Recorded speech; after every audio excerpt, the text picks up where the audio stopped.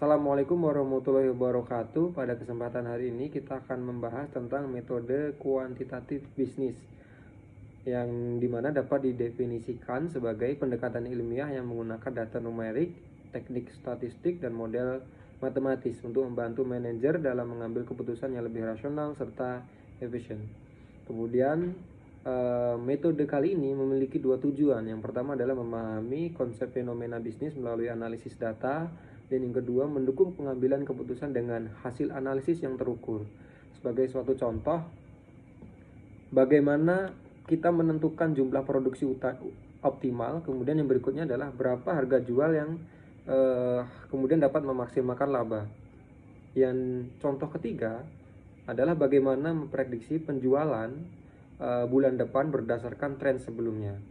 Dalam praktiknya, metode kuantitatif selalu melibatkan tiga komponen, yaitu model matematis, di mana model ini adalah menyederhanakan realitas bisnis dalam bentuk persamaan. Kemudian yang kedua adalah data sebagai bahan analisis untuk menguji model, dan yang ketiga adalah proses pengambilan keputusan, yaitu penerapan hasil analisis dalam konteks yang nyata. Dengan kata lain, metode kuantitatif membantu organisasi untuk mengurangi ketidakpastian dan meningkatkan efisiensi keputusan. Berikutnya kita akan membahas tentang dasar-dasar statistika dan probabilitas bisnis, di mana ini adalah merupakan fondasi utama dalam metode kuantitatif. Tanpa pemahaman kedua hal ini, analisis data tidak akan dapat akurat. Yang pertama adalah statistika deskriptif. Hal ini berfungsi untuk mendeskripsikan data agar kita memahami pola dasar di dalamnya. Beberapa ukuran penting yang digunakan adalah yang pertama rata-rata atau mean, menggambarkan nilai tengah data. Yang kedua adalah median, dan modus, menggambarkan kecenderungan data. Standar definisi dan variasi menunjukkan standar deviasi dan variansi, yaitu menunjukkan seberapa besar penyebaran data. Suatu contoh, jika rata-rata penjualan bulanan sebuah produk adalah 1000 unit dengan standar deviasi 200, artinya penjualan cenderung berfluktuasi antara 800 hingga 1200 unit. Dan yang kedua, statistika inferensial, di mana hal ini digunakan untuk menarik kesimpulan atau membuat generalisasi dari sampel ke populasi. Kita dapat menganalisis seluruh data bisnis di dunia, jadi kita menggunakan sampel yang representatif. Teknik yang sering digunakan ada tiga, di mana teknik ini yang pertama adalah uji hipotesis, uji T dan uji F. Kemudian yang ketiga adalah analisis varians atau ANOVA.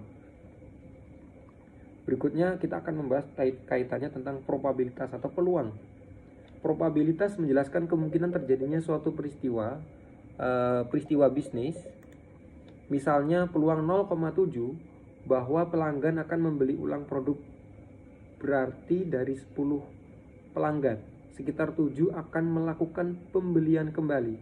Dalam bisnis, probabilitas digunakan untuk yang pertama mengukur risiko investasi, yang kedua memperkirakan kemungkinan keterlambatan produksi, dan yang ketiga memprediksi permintaan pasar. Dengan menggabungkan statistik dan probabilitas, manajer dapat membuat keputusan berbasis risiko yang terukur, bukan sekadar perasaan. Dan yang ketiga, kita akan melakukan pembahasan kaitannya penerapan metode kuantitatif dalam bisnis. Metode kuantitatif digunakan dalam berbagai bidang manajemen seperti manajemen operasi, mengoptimalkan jumlah produksi, penjadwalan mesin, dan pengendalian persediaan menggunakan model linear programming atau inventory model. Dan yang kedua, manajemen keuangan, mengukur risiko investasi, menunjukkan portofolio optimal, dan menghitung nilai proyek melalui capital budgeting analysis. Dan yang berikutnya adalah manajemen pemasaran, melakukan segmentasi pasar, mengukur efektivitas promosi, atau memperkirakan permintaan produk menggunakan analisis regresi dan forecasting. Dan yang terakhir, kita manajemen SDM, di mana hal ini menggunakan analisis data untuk menilai kinerja karyawan, produksi turnover, atau kebutuhan tenaga kerja di masa depan. Metode kuantitatif membantu perusahaan mengubah data menjadi wawasan strategi, dari sekedar angka menjadi dasar pengambilan keputusan. Dan yang berikutnya lagi kita akan membahas kaitannya analisis regresi dalam bisnis. Salah satu metode kuantitatif paling penting dalam bisnis adalah analisis regresi.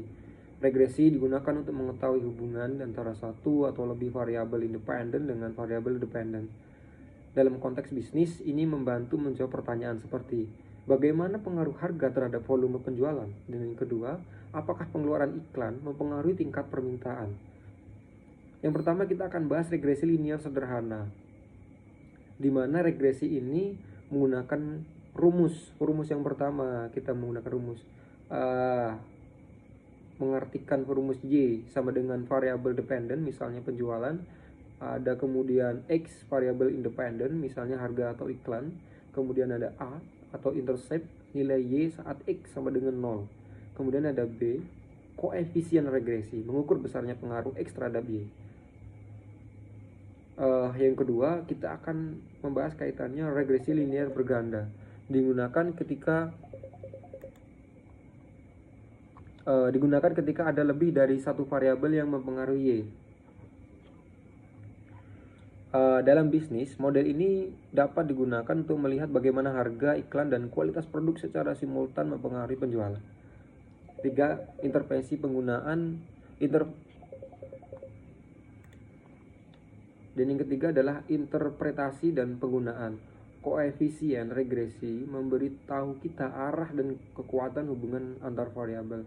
Selain itu, nilai R-square menunjukkan seberapa besar variasi Y yang dapat dijelaskan oleh model. Semakin besar R kuadrat, semakin baik model menjelaskan hubungan antar variabel. Hasil analisis regresi membantu manajer untuk menentukan strategi harga, mengoptimalkan anggaran promosi, kemudian memprediksi kinerja penjualan di masa depan. Adapun ini yang dapat kita bahas pada kesempatan hari ini. Saya pikir mungkin banyak hal yang keliru dan yang salah. Itu saya yakini datangnya dari saya, bahwa kita adalah sama-sama pembelajar. Saya akhiri, menolak tunduk dan bangkit melawan penindasan, karena diam adalah pengkhianatan. Billahi fisabilil haq, astagfirullah khairat. Wassalamualaikum warahmatullahi wabarakatuh.